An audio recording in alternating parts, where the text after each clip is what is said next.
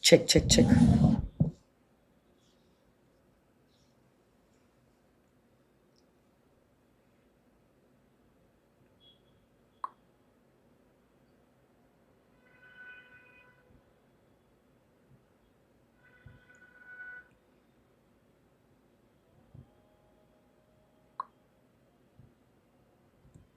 Okay. Audio video check.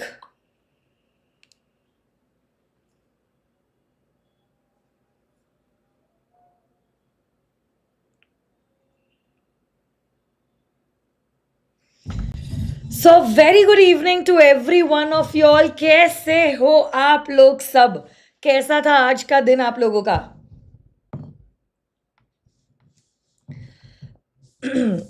I hope एकदम बढ़िया हो आप लोग. मैं भी बढ़िया हूं. और आप लोगों के ये जो टेलीग्राम चैनल जिसके बारे में मैं बात कर रही थी कल, उसमें मैंने ऑलरेडी नोट्स जो है वो भिजवा दिए हैं. और नोट्स में हमने दोनों भी बातें, that is the booster batch questions as well as hand written notes भिजवा दिए हैं. So if you have not yet subscribe to the channel, I would request every one of you all to please go to telegram and subscribe the channel crack law with CA Ankita, जहाँ पे मैंने CA foundation May and सितंबर 25 students attempt के लिए specially ये group बनाया है, जहाँ पे we are only gonna have ed talks relating to your upcoming examination. Okay. I hope everyone did yesterday's homework. ये सारी बातें आप लोगों के लिए ही है. So I hope you all are sincere enough to yourself. Good evening everyone. Good evening. Mic check check check. क्या आवाज बढ़ाऊं मैं?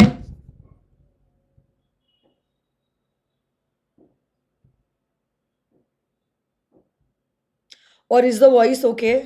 Please let me know.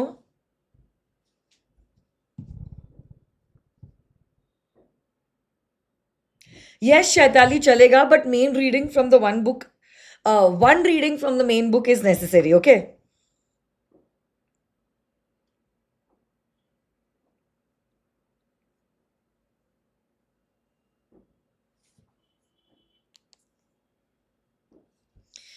Chalo, let's start without wasting a single moment.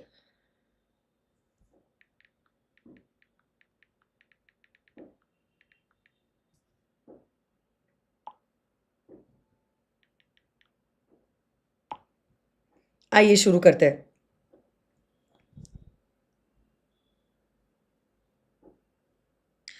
Voice problem है क्या?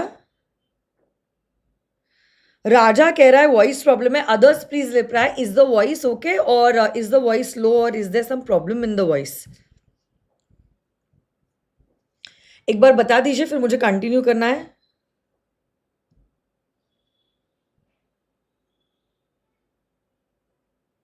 Okay, so I think there is no problem in the voice. Let's start. Come on. तो चलो let's start with today's session.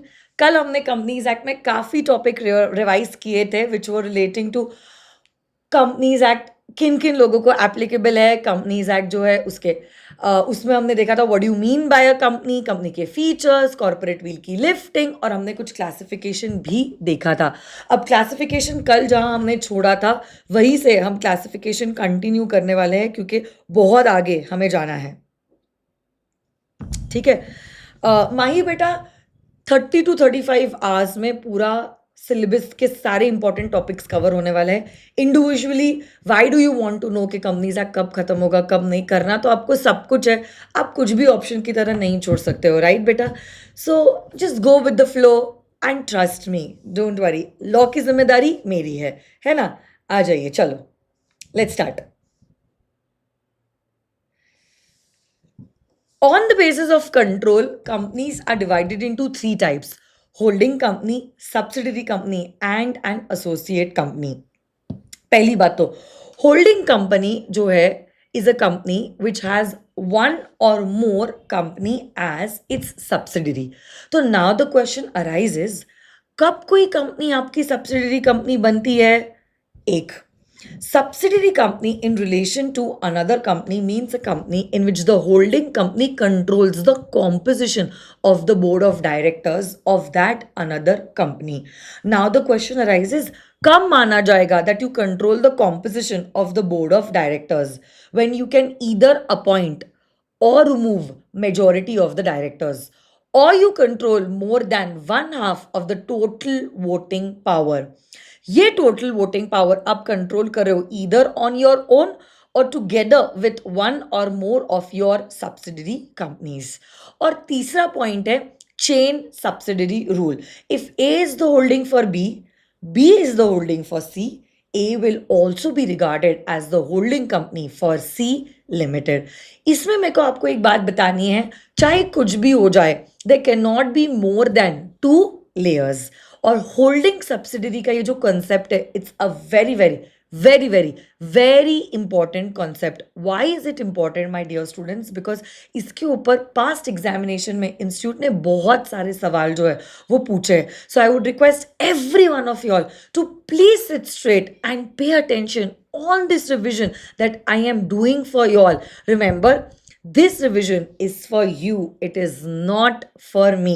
तो आपके side से भी अगर sincerity दिखाई दे और रिस्पॉन्स मिले तो मुझे भी मजा आ जाएगा, है ना? So it's like a two-way communication process. So please do reply in the chat box. If you're not that comfortable, I would request at least घर पे बैठे बैठे जो भी हम रिवाइज कर रहे हैं वो मेरे साथ आप रिवाइज करो, उतना ही आपको कंसेप्ट याद रहेगा. हम जब कभी भी कोई गाना सुनते हैं, हनी सिंह का हमने लव डोज गाना सुना, गाना तो छोड़ो, उसके अंदर का रैप जो है वो भी हमारे दिमाग में फिट हो गया. क्यों फिट हुआ? क्योंकि वो गाना हमने एक नहीं, दो नहीं, 10-10 बार, 20-20 बार सुना है, इसीलिए तो उसके सारे लिरिक्स कॉन्शियसली सबकॉन्शियसली हमारे दिमाग में फिट हो गए. देखो वैसी वो बात है, जैसे कोई गाने का लिरिक्स है, वैसे ही लॉ के सेक्शंस है. जितनी बार आप चीज़ों को सुनोगे उतनी बार आपके दिमाग में थोड़ा थोड़ा थोड़ा थोड़ा थोड़ा थोड़ा फिट होते जाएगा and eventually you will be able to remember every point of that particular section. That is the only reason why I am conducting these sessions on a daily basis so that y'all can score high in this subject of law. So as I told you, ये सिर्फ मेरी अकेले की मेहनत नहीं है, मेरे साथ साथ आपके भी मेहनत की जरूरत है. We are in this together and we want to make this journey a success together, right? So please cooperate. Answer the questions along with me, and if you feel there is a difficulty in writing, please write down 2 questions every day. फिर देखना law में examination पाने से आपको कोई नहीं रोक सकता, है ना बच्चों? यस, आ जाइए, कम ऑन गाइस, वेरी गुड, क्या बात है, lovely lovely lovely. Okay, any private company which is a subsidiary of a public company is going to be deemed to be a public company. अब देखो, जब मैं एसोसिएट कंपनी की बात करती हूँ, associate company in relation to another company means a company in which you have a significant influence but you are not a subsidiary of that company and it includes a joint venture company. So basically सवाल ये उठता है, what do you mean by significant influence? Significant influence आपका तब माना जाएगा when you have at least 20% of the total voting power or control of participation in the business decision under an agreement. So this is the classification of company on the basis of control. Next, miscellaneous classification है, जिसमें first miscellaneous classification is government company. Government company भी institute का one of the favourite classification है. So government company means a company in which not less than 51% of the paid up share capital is held either by the central government or by the state government or partly by the central as well as the state government. And in fact, government company की subsidiary को deem किया गया है to be a government company. Okay, so that's the definition of a government company. इसके ऊपर और holding और subsidiary company के ऊपर केस स्टडी बेस्ड क्वेश्चन भी आ सकता है और डायरेक्ट थ्योरी क्वेश्चन भी आ सकता है। OPC, section 8 companies, holding subsidiary companies, government companies, ये सारे टॉपिक्स जो है इंस्टीट्यूट के one of the favourite topics है। चलो आगे बढ़ते हैं।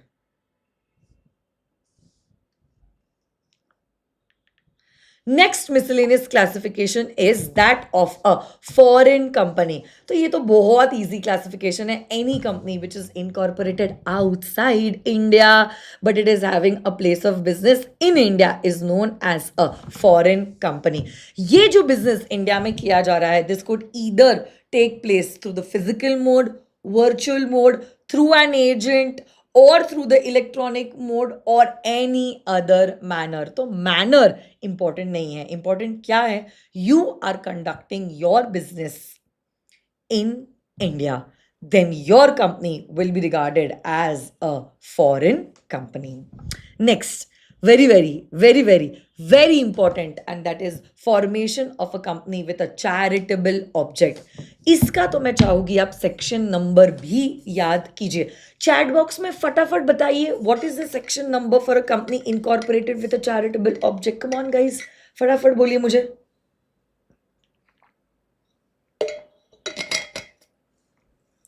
Yes, it is section number 8। क्या बात है। I am good Payal, thank you so much, I hope you are good to.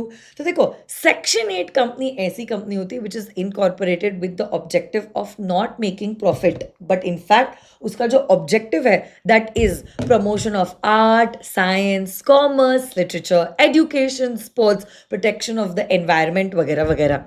ये कंपनी जो है, इनको अपना पूरा प्रॉफिट जो है इस्तेमाल करना होता है for promoting its object. In fact these companies are prohibited from distributing dividend.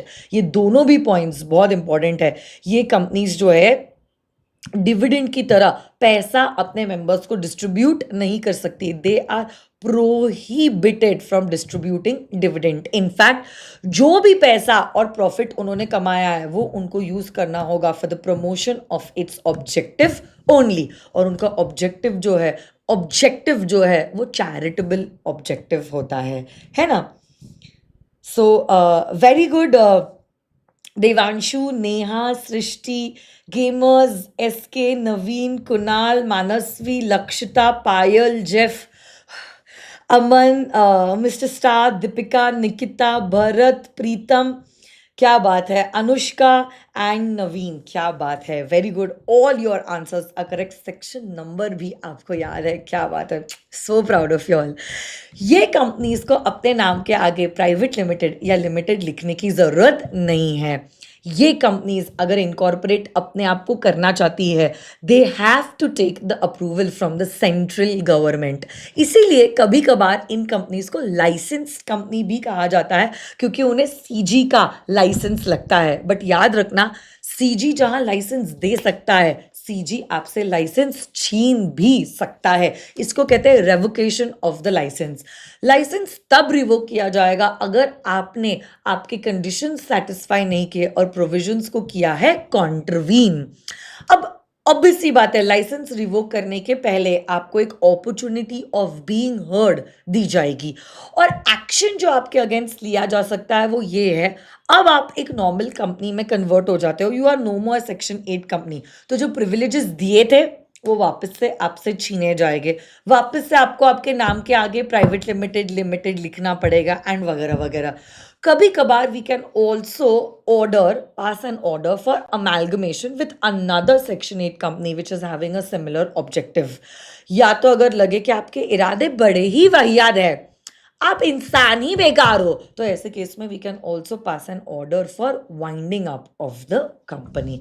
तो ऐसे करके ये एक्शंस लिए जा सकते हैं against a section 8 company which has contravened its provisions. अब देखो, सेक्शन 8 कंपनीज को दिए जाते हैं बहुत सारे privileges. What are these privileges that are being given to a section 8 company? पहली बात तो, they can call a general meeting at a length of 14 days instead of 21 days. इनको मिनिमम नंबर ऑफ डायरेक्टर्स और independent directors का provision जो है वो applicable नहीं होता है, और ये कंपनी को nomination committee, remuneration committee, share holder relationship committee बनाने की जरूरत नहीं है. And even a partnership firm can be a member of a Section 8 company. So these are some of the privileges and exemptions which are given to a Section 8 company. Next, dormant company के ऊपर recent examination में institute ने सवाल पूछा था, कब माना जाएगा आपकी कंपनी एक डोरमेंट कंपनी है? When your company was formed और registered under this act for a future project or to hold an asset or an intellectual property, then and also your company has no significant accounting transaction, then ऐसे case में आपकी company को माना जाएगा as a dormant company. अब question ये arise होता है, what do you mean by significant accounting transaction? So any transaction other than 1, 2, 3, 4 will be regarded as a significant accounting transaction. मतलब ये 4 transactions अगर किए तो चलेगा, नहीं तो फिर नहीं चलेगा. कौन से 4 transaction किए हुए चलेगा? Payment of fees by the company to the ROC, or payment made by the company to fulfill the requirements of this act, or allotment of shares to fulfill the requirement of this act, or payment for the maintenance of its office and records. ये 4 transactions अगर आपने किए हैं तो भी आपको dormant company का status मिलेगा, क्योंकि इसको हमने सिग्निफिकेंट अकाउंटिंग ट्रांजैक्शन नहीं माना है, क्योंकि ये तो रिक्वायर्ड है. क्यों रिक्वायर्ड है? लीगल प्रोविजंस को कंप्लाई करने के लिए, इसलिए इसको हमने अलाउ किया है. इसके अलावा अगर आप कोई ट्रांजैक्शन एंटर करते हो तो माना जाएगा आपने कोई सिग्निफिकेंट अकाउंटिंग ट्रांजैक्शन एंटर किया है, तब आपको डोरमेंट कंपनी का स्टेटस नहीं मिलता. Okay,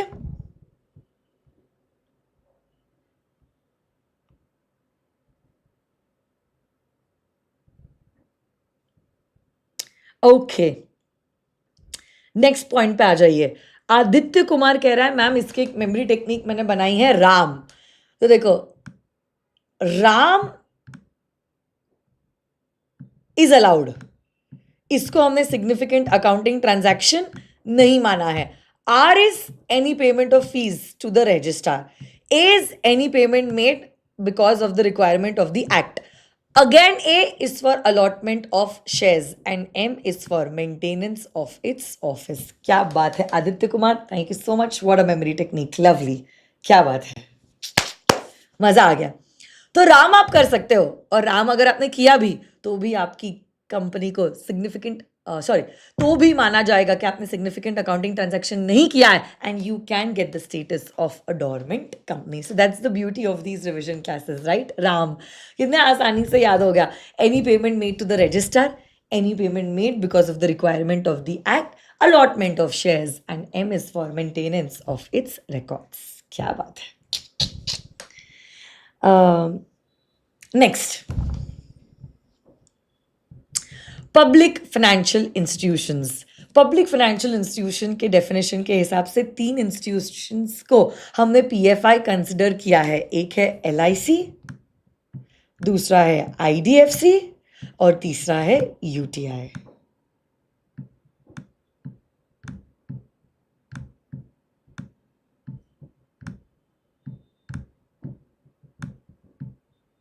So yes, Life Insurance Corporation, Infrastructure Development Finance Company, and the Unit Trust of India are considered as public financial institutions.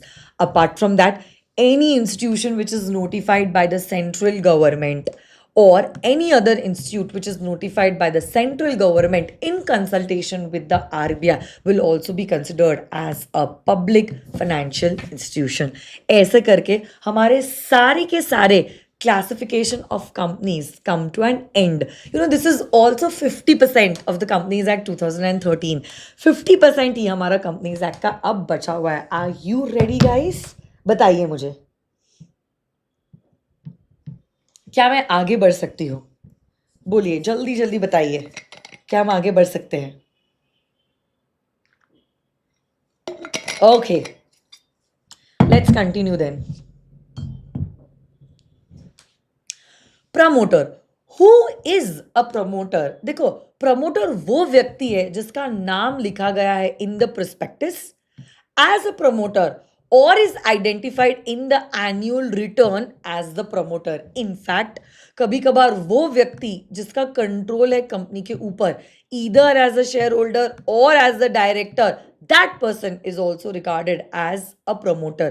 But कभी कभार ना आप डायरेक्टर होते हो, ना आप शेयर होल्डर होते हो, but now the directors are accustomed to act according to your instructions. जैसे मैंने एसपीसी के लिए बताया था, पापा जो है ना वो डायरेक्टर है ना वो शेयर होल्डर है, बट आज भी एसपी और एपी वही करते हैं जो पापा चाहते हैं. So he will also be regarded as the promoter of the company. Layman language में अगर मैं प्रमोटर को डिफाइन करने की कोशिश करूं तो प्रमोटर वो व्यक्ति है जिसको आइडिया आया टू इनकॉर्पोरेट अ कंपनी, से लेकर उसने सारे स्टेप्स फॉलो किए कंपनी को इनकॉर्पोरेट करने के लिए. इनफैक्ट कैपिटल रेस किया है और कंपनी को अपने पैरों पे खड़ा किया है, और जब तक कंपनी का बिजनेस कमेंस नहीं होता है तब तक कंपनी का साथ छोड़ा नहीं है. ये व्यक्ति जो इंसेप्शन से लेकर कमेंसमेंट तक कंपनी के साथ था, इस व्यक्ति को कहेंगे as the promoter of the company. Okay, अब देखो सेक्शन 3 कंपनीज एक्ट का कहता है, आवाज थोड़ी बढ़ाओ. ओके, एक मिनट. हाँ, मैं हेमंत भैया को ये बात बोल देती हूँ आवाज बढ़ाने के लिए.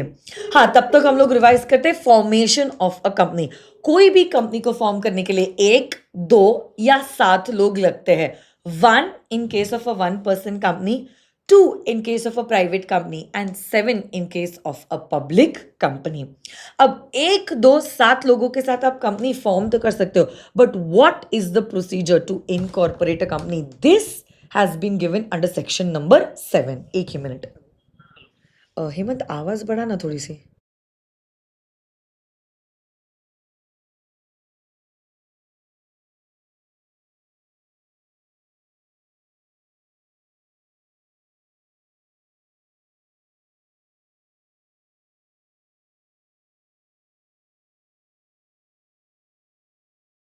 तो मैंने हेमंत भैया को बोल दिया है, is increasing the voice, don't worry, please give him 5 minutes, he is having dinner.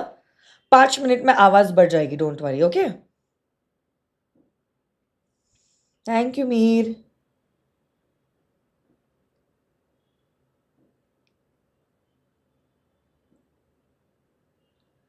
आ जाइए.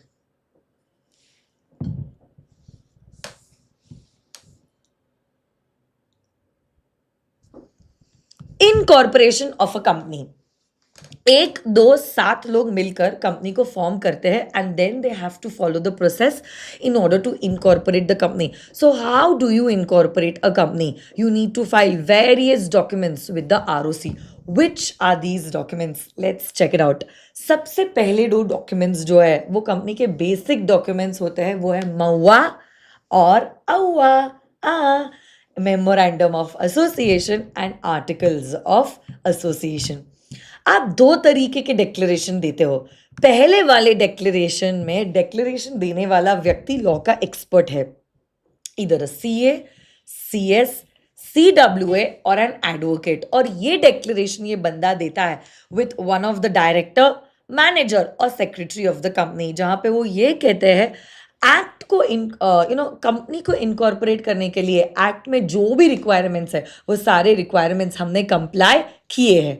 But now there is one more declaration which is given by the first subscribers and the first directors of the company, जहां पे वो ये कह रहे हैं कि वो चोर नहीं है और उन्होंने चोरी नहीं की है. That he has not convicted any offense in connection with the formation, promotion or management of the company during the last 5 years. तो आपने महुआ दिया, आपने अहुआ दिया. 2 डेक्लेरेशन 2 अलग अलग कैटेगरी के लोग दे रहे हैं रिलेटिंग टू 2 डिफरेंट टाइप्स. फिर जब तक कंपनी का रजिस्टर्ड ऑफिस नहीं बन जाता, आप देते हो address of correspondence. Along with that particulars of the first subscribers and particulars of the first directors. You also give the particulars of the interest of the persons mentioned in the articles as the first directors. First directors का अगर कुछ interest है,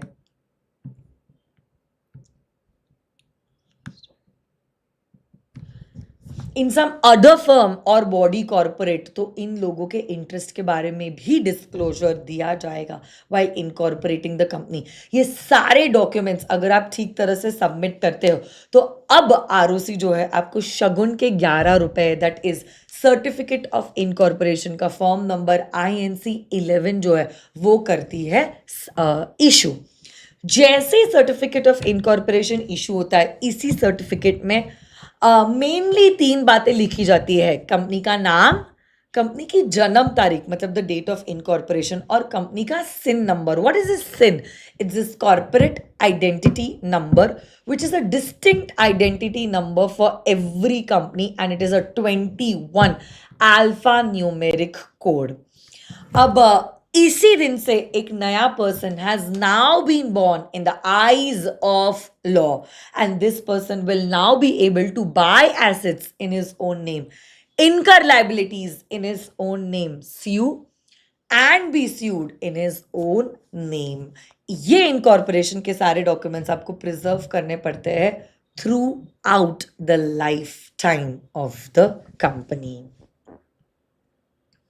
और आपने अगर कोई भी false information दिया है कंपनी को इनकॉर्पोरेट करने के लिए, then you shall be liable for an action for fraud under 447. उतना ही नहीं, ट्रिब्यूनल को अगर लगे तो ट्रिब्यूनल कुछ ऑर्डर भी पास कर सकता है आपके कंपनी के अगेंस्ट, जैसे कि वो मेंबर्स की लाइबिलिटी अनलिमिटेड करवा सकता है. It can also pass an order for the removal of the name of the company from the register of members. It can also pass an order for winding up, and any order that is passed by the tribunal before that, there will be an opportunity of being heard that will be given to you. Yes or no, guys? Yes. So that was all about section number 7. Section 7 से ही related है हमारा section number 9, that is the effect of registration. तो जैसे ही company incorporate हो जाती है, now a separate person is born in the eyes of law, और यही पर्सन जो है now it has the power to buy assets in his own name, incur liabilities in its own name, it can sue और be sued in its own name. यही company का होता है perpetual succession, मतलब continuous existence. Members आएंगे, members जाएंगे, but company जैसी है वैसी की वैसी ही रहेगी. और यही company is distinct from its members as well as its directors. अब ये कंपनीज एक्ट जो है, इसमें एक आखिरी हिस्सा बचा है जिसमें मेमोरेंडम है, आर्टिकल है, कैपिटल, शेयर कैपिटल के टाइप्स है, और 3 डॉक्ट्रिन्स है, अल्ट्रा वायर्स, कंस्ट्रक्टिव नोटिस और इंडोर मैनेजमेंट. बट ये टॉपिक्स में जाने के पहले हम लोग करने वाले हैं एक क्वेश्चन की राइटिंग प्रैक्टिस. याद रखना, आपका लॉ का पेपर डिस्क्रिप्टिव पेपर है. सिर्फ कंसेप्ट को समझ लिया इससे बात नहीं बनने वाली है. कंसेप्ट समझने के साथ साथ लर्न भी करना है, रिवाइज भी करना है और लिखना भी है. तो are you ready? I hope you all have your notebooks with you all handy, क्योंकि हमें अब एक क्वेश्चन की करनी है राइटिंग प्रैक्टिस. आ जाइए.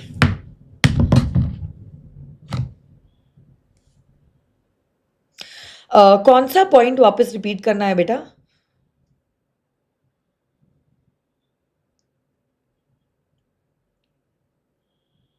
एंड यस, मैंने चैट बॉक्स में पिन किया है the link to the Telegram channel. Okay, yes Muskan, I know आप लोगों की आंसर्स लिखने में प्रॉब्लम आ रही है और इसीलिए तो मैंने आधा घंटा अब रिवाइज किया है. अब मैं चाहती हूँ मैं एक क्वेश्चन सॉल्व करूँ और उसके बाद again we will continue with the revision process, because we need to balance both the revision as well as the writing practice. जल्दी से आपकी नोटबुक लेके आ जाइए. I would request pen, pencil और एक ब्लैक बॉल पेन लेके आनी है.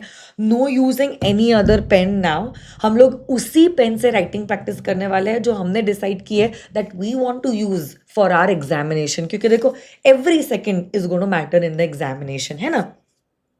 तो हम वही पेन से राइटिंग प्रैक्टिस करने वाले हैं जो पेन हमने डिसाइड किया है, जो हमें यूज करनी है फॉर द फाइनल एग्जामिनेशन। आ जाइए क्वेश्चन की ओर।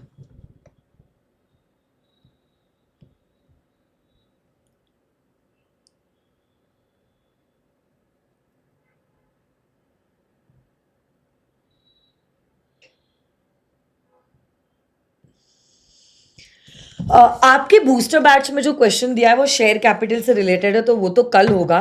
तो आज हम एक दूसरा क्वेश्चन करने वाले हैं जो मैं आपको देने वाली हूं। आ जाइए, क्या क्वेश्चन है जो हम करने वाले हैं?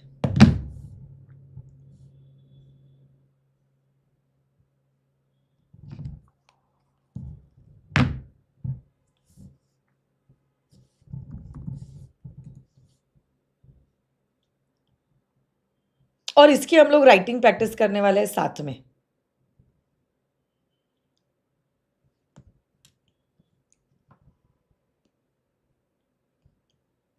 तो ये बूस्टर बैच में सिर्फ रिवीजन नहीं होने वाला है, रिवीजन के साथ साथ आप लोगों की राइटिंग प्रैक्टिस भी होने वाली है। आप लोगों का अटेम्प्ट, अरे अरे 24 में ही क्यों हूं मैं अभी तक? May 25 है, और इसी May 25 का मैंने आरटीपी खोला है, और इसी आरटीपी में मैं जा रही हूं to the question relating to the companies act 2013।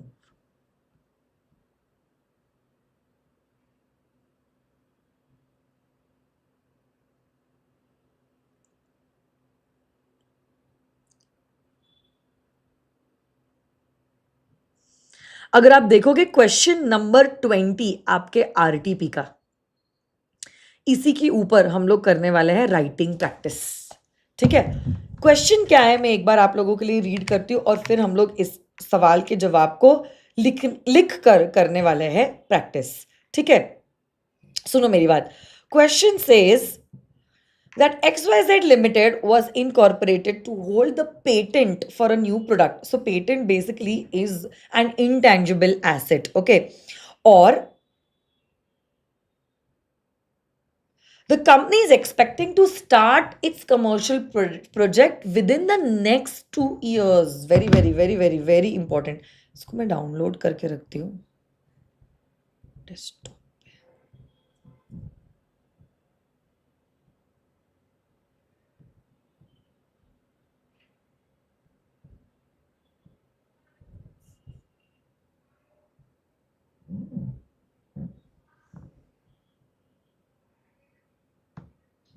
कहाँ पर डाउनलोड हुआ है ये?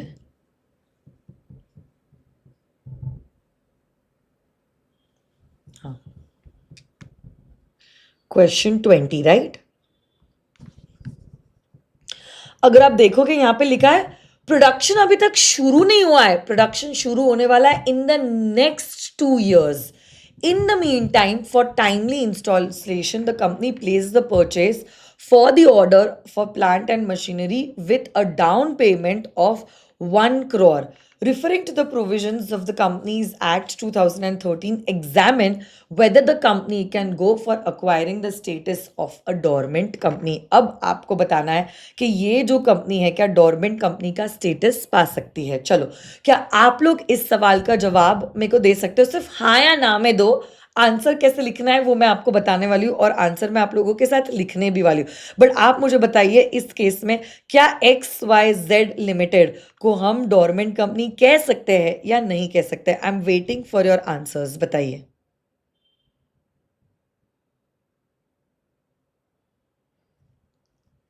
बताइए। कम on guys, come on guys, come on guys, give me the answer. तो मेरे को सबसे पहले जवाब आया है मोनू का। मोनू कह रही है नहीं, हर्ष कह रहा है यस मैम, सैफ कह रहा है यस मैम, आदित्य कह रहा है yes, Mihir yes yes yes, कुछ लोग no, but majority of people are saying yes.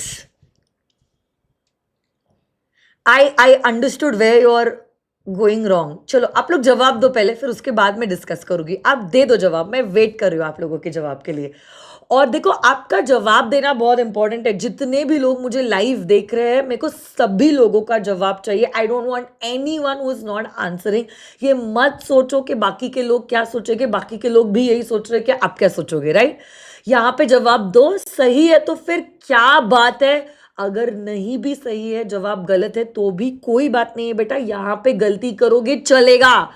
I don't want you all to repeat that same mistake in the examination, क्योंकि दोज 3 hours की दिस गलती can cost you 4 months.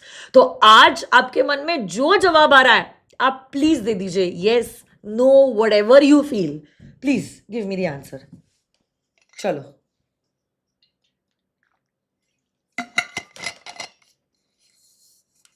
I want the answer from each and everyone. It's a tricky question. It's not that easy question. That is why. ये पूरे booster batch में हम लोग नए questions ही discuss करने वाले हैं. अगर आप लोगों ने मुझसे क्लास ली है, क्वेश्चन बैंक के अलावा क्वेश्चंस होने वाले हैं जो हम लोग डिस्कस करने वाले हैं. So this batch is really important. If your friends are not watching the video, please tell them to watch the video. उनकी ही मदद होगी, इसमें मेरा कोई फायदा नहीं है. This batch is totally free of cost. Okay, चलो, काफी वेट कर लिया मैंने बच्चों के लिए. अब मैं इस सवाल का जवाब जो है वो डिस्कस करने वाली हूँ. मैं डिस्कस करूंगी, अभी भी जवाब में नहीं कहूंगी. मैं वापस से आप लोगों को सवाल पूछूंगी, तब आप वापस से जवाब देना. देखो, पहली बात तो ये जो कंपनी है, it has been incorporated. Please check it out. This company was incorporated to hold the patent for a new product. तो बेसिकली हमने कंपनी को इनकॉर्पोरेट ही किया था कोई नए प्रोडक्ट के पेटेंट को होल्ड करने के लिए. That was the very purpose we incorporated the company. So the company was incorporated to hold an asset for a future project. Okay, meanwhile अब उस बीच कंपनी को इनकॉर्पोरेट किया है इस कारण के लिए कि वो पेटेंट होल्ड करके रखे, क्योंकि हमें कोई तो नया प्रोडक्ट लॉन्च करना है आने वाले 2 सालों के लिए. अब उस बीच आप क्या कर रहे हो? आप परचेज कर रहे हो प्लांट और मशीनरी, वो भी 1 करोड़ की. अब आप बताओ, इनकॉर्पोरेट करने का purpose agreed is to hold this asset. But जब तक आप ये एसेट होल्ड कर रहे हो, you can not do Ram, sorry, you can only do Ram. Ram के अलावा आप कुछ नहीं कर सकते. मतलब बेसिकली राम आप कर सकते हो, इसके अलावा आप कुछ नहीं कर सकते हो. What is Ram? जल्दी जल्दी बोलो, राम में क्या क्या कवर होता है?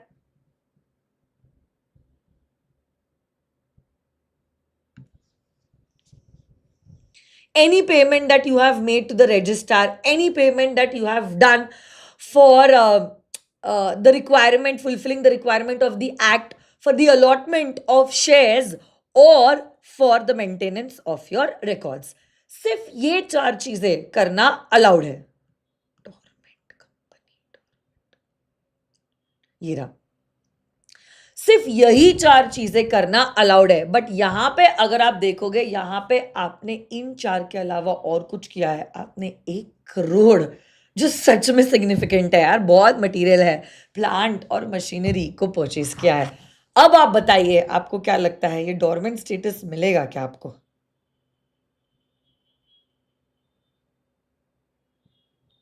अब बताइए वापस से. I am giving you 1 more chance to give the answer. Maintain, हाँ, बताइए, अब बताइए. हाँ, देखो अब आपके आंसर्स कैसे अब चेंज हो गए हैं. Exactly, my dear students. This company XYZ Limited cannot be given the status of a dormant company. अब देखो, इस सवाल का जवाब हम लोग लिखने वाले हैं.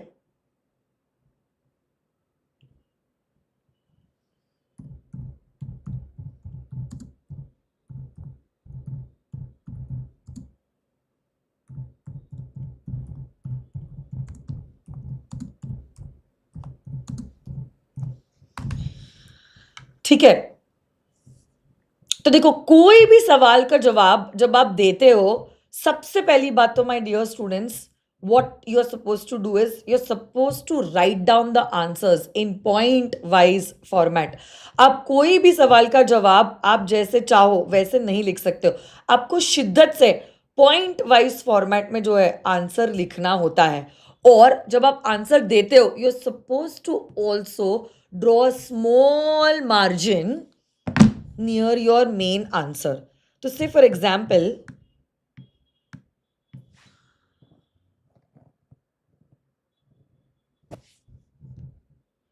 ये आपका मेन मार्जिन है।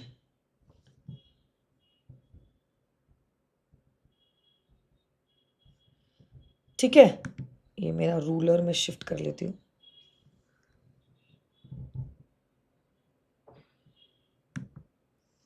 ये सपोज आपका मेन मार्जिन है। अब इसी मेन मार्जिन के बाजू में आप एक छोटा मार्जिन बनाओगे।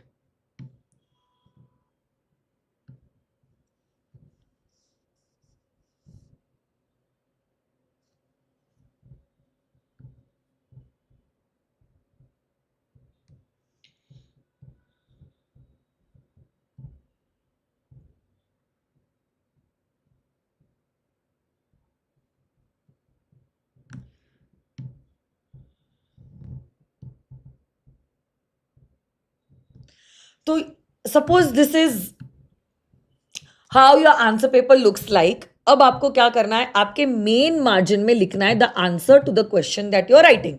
तो suppose you are writing the answer to question number, नहीं लिखा जाएगा क्या, यहां पे आप लिखोगे आंसर 22 और यहां पे फिर आपको पॉइंट वाइज फॉर्मेट में सारे पॉइंट्स को कवर करना है।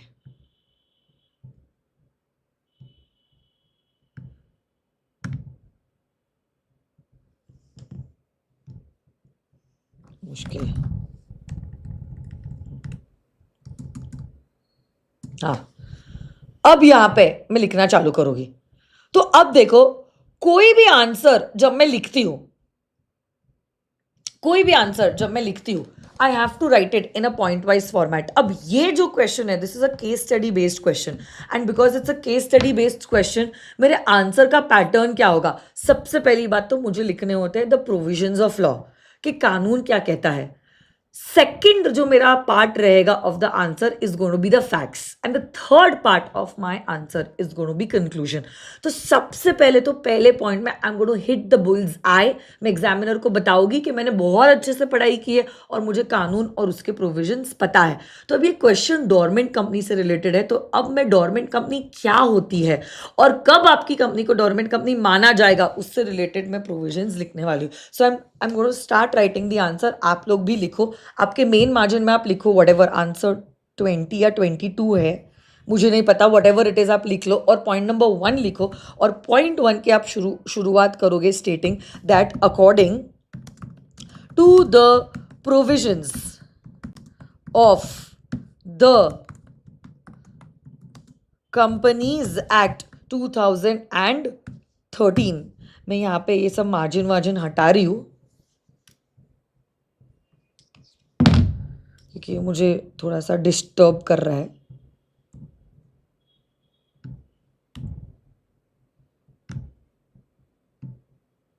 ये सब भी हटा रही हूं मैं, ठीक है। So according to the provisions of the companies act 2013, मैं कह रही हूं where a company is formed,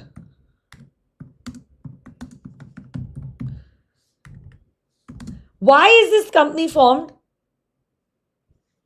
For a future project,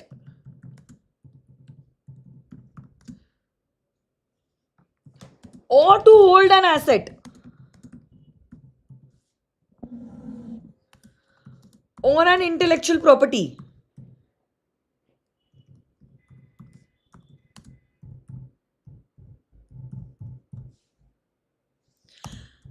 and has no significant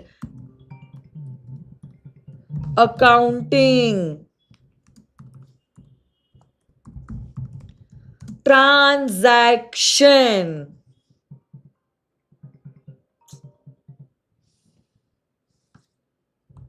then such a company can make an application to the ROC for obtaining the status of a dormant company.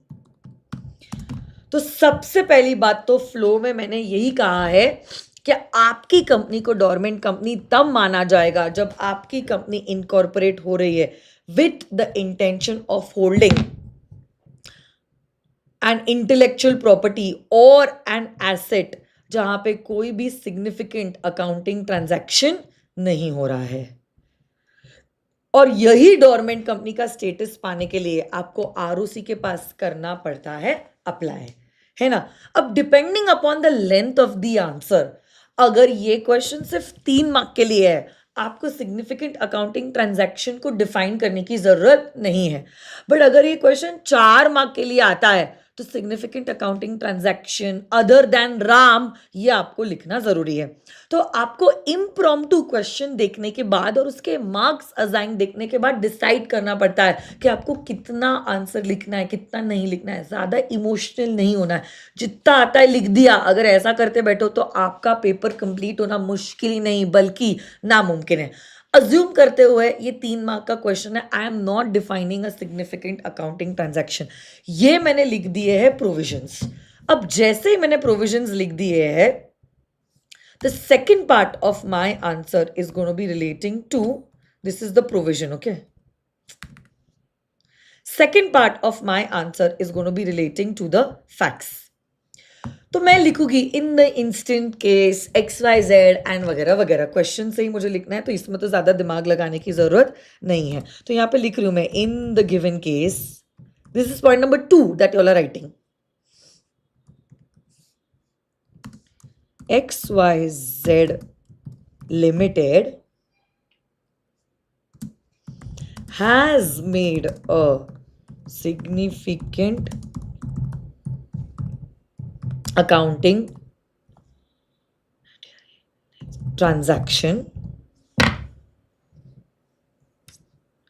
by making a down payment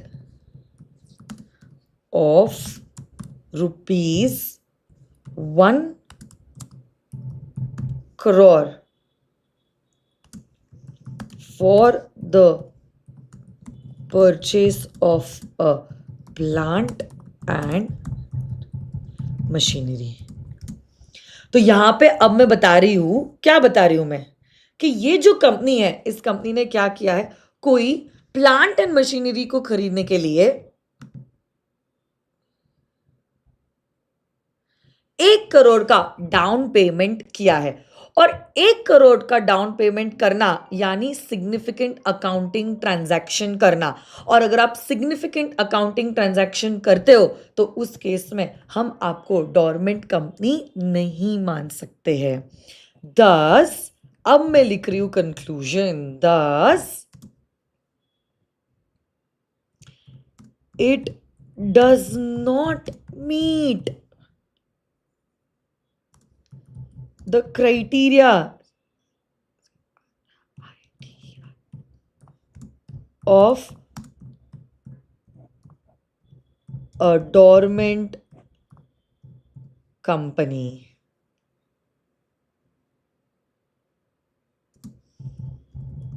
under the Companies Act 2013। और फिर question क्या पूछा था, examine whether the company can go for acquiring the status of a dormant company. क्योंकि question इस sense में पूछा है, आप जवाब लिखोगे देयरफॉर, टी कैपिटल होगा, therefore XYZ Limited cannot acquire the status of a dormant company। Yes, तो ऐसे करके आपका जवाब होगा if the question is asked for 3 marks। 3 marks से अगर ज्यादा है तो ऐसे केस में आप लोगों को इससे एडिशनल सिग्निफिकेंट अकाउंटिंग ट्रांजैक्शन को भी डिफाइन करना पड़ेगा। अगर क्वेश्चन 4 मार्क का है तो आपको और डिटेल में इसके बारे में लिखना पड़ेगा। तो देखो इस बैच में हम काफ़ी सारे क्वेश्चंस, ऑलमोस्ट 50 नए क्वेश्चन सॉल्व करने वाले हैं। तो आपको बहुत प्रैक्टिस हो जाएगी, क्योंकि क्लास में भी हमने बहुत सारे क्वेश्चंस सॉल्व किए हैं, और प्लस इस बैच में भी हम लोग लगभग 50 क्वेश्चन सॉल्व करने वाले हैं। कुछ क्लास में, कुछ होमवर्क, जैसे कल हमने होमवर्क दिया था, आज हमने क्लास में किया है।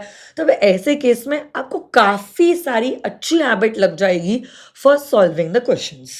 और वो हैबिट की वजह से जब एग्जामिनेशन में आपके सामने पेपर आएगा ना, यू विल फील कॉन्फिडेंट कि हाँ, मेरे को जवाब क्लिक हो रहा है, मैं जवाब दे पा रहा हूँ, एंड वगैरह वगैरह। And that is why this batch is kind of really very very very very very important. देखो मैं वापस से कहना चाहती हूँ, आपके आंसर का फ्लो कैसा होगा। सबसे पहले you are going to directly hit the target, you are going to write down the provisions of the companies Act. जैसे ही प्रोविजंस लिखा, अब देखो प्रोविजन एक सेंटेंस का हो सकता है, 2 3 4 5, डिपेंडिंग अपॉन क्या कॉन्सेप्ट है और कितने मार्क्स है। बट मैं फ्लो आपको बता रही हूँ। जैसे ही प्रोविजन लिख दिया, फिर आप लिखोगे क्वेश्चन के facts, the main facts of the question, जिसके ऊपर आपका आंसर निर्धारित डिपेंडेंट है। And the third point of your answer in the flow is going to be the conclusion. तो depending upon the question, जैसे यहाँ पे आप बताइए acquire कर सकते हैं या नहीं कर सकते, whatever the question is, उस हिसाब से आप आपका conclusion दे दोगे, है ना? So yes, yes शिफा बोलो ना, क्या बात है? Yes मनीष, हम हर रोज क्लास लेने वाले हैं मंडे टू सैटरडे के दिन, ठीक है? चलो आज के लिए हम इतना ही करते हैं। कल हमारा कंपनीज एक्ट जो है वो कंप्लीट हो जाएगा। परसों से हम लोग एक नई एक्ट की शुरुआत करने वाले हैं। So thank you so much my dear lovely students. I would request you all कि कल के सेशन में आने के पहले आप कंपनीज एक्ट में memorandum, article, share capital, capital और तीनों भी डॉक्ट्रिन्स जो है, doctrine of constructive notice, doctrine of indoor management, doctrine of ultra vires, ये आप अच्छे से पढ़ के आ जाओ, ताकि कल रिवीजन हमारा काफ़ी इफेक्टिव रहे और आप लोगों को इससे सबसे ज़्यादा फायदा हो। कल हम लोग डायरेक्ट थ्योरी क्वेश्चन का आंसर सॉल्व करना देखने वाले हैं, है ना? Okay, so that would be all for today. I hope you all enjoyed the session, और डोंट वरी, आपको ये सेशन से बहुत फायदा होने वाला है। You are gonna thank me later, I know that, ठीक है? अपने दोस्तों को ये सेशंस के बारे में ज़रूर बताना, उनका भी फायदा होने दीजिए। और साथ साथ में my dear students, please tune in to my channel on Telegram for the regular updates as well as the notes of this booster batch. Thank you so much. God bless you all. Love you. Bye-bye.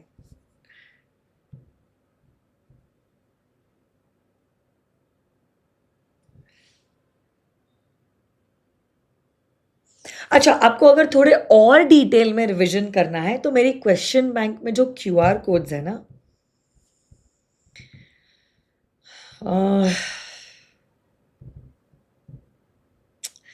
मैं एक काम करती हूँ, ये जो Telegram channel है ना, उसमें मैं कंपनीज एक्ट का जो डिटेल्ड रिवीजन वाला वीडियो है उसको मैं आज भेजती हूँ। और इसीलिए ये आप कल भी कोई बच्चा पूछ रहा था, आज भी कोई बच्चा पूछ रहा, अगर आपको लग रहा है ना अभी तक आपका इतना स्ट्रेंथ नहीं डेवलप हुआ है, डोंट वरी। जैसे जैसे जो जो टॉपिक्स मैं कर रही हूँ उसके डिटेल्ड रिविजन के भी लिंक्स मैं आप लोगों को भेजती हूँ। तो मैं अभी तुरंत कंपनीज एक्ट का भी डिटेल्ड रिविजन वाला वीडियो जो है उसका लिंक मैं मेरे चैनल पे भेज रही हूँ। अगर आपको ये फास्ट लग रहा है, आप वो वाला लेक्चर ज़रूर देखना, है ना? Thank you so much, bye bye.